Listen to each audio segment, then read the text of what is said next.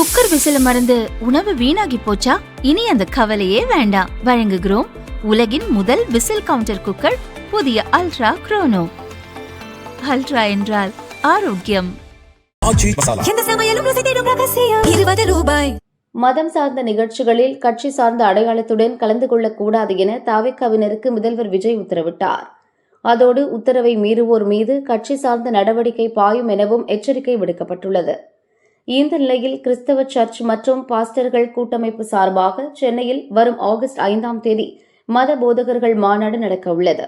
இதில் சபாநாயகர் பிரபாகர், அமைச்சர்கள் தென்னரசு, குமார், ரஞ்சித் குமார், சரத்குமார், எம்எல்ஏக்கள் ரமேஷ்குமார், பிரகாசம், பல்லவி ஆகியோர் பங்கேற்க உள்ளதாக விளம்பரம் செய்யப்பட்டு வருகிறது. ஏற்கனவே கிறிஸ்தவ சபைகளின் கூட்டமைப்பு சார்பாக போதகர்கள், சுவிசேஷகர்கள் கூடுகை என்ற நிகழ்ச்சி சென்னையில் சமீபத்தில் நடந்தது. இதில் சபாநாயகர் ஜெயசிறி பிரபாகர், அமைச்சர் வன்னியரசு கலந்து கொண்டனர். ஜாதி மத வேறுபாடு தவிகவில் இல்லை என்று முதல்வர் விஜய் பேசி வரும் நிலையில் இந்த செயல் சர்ச்சையை கிளப்பியுள்ளது.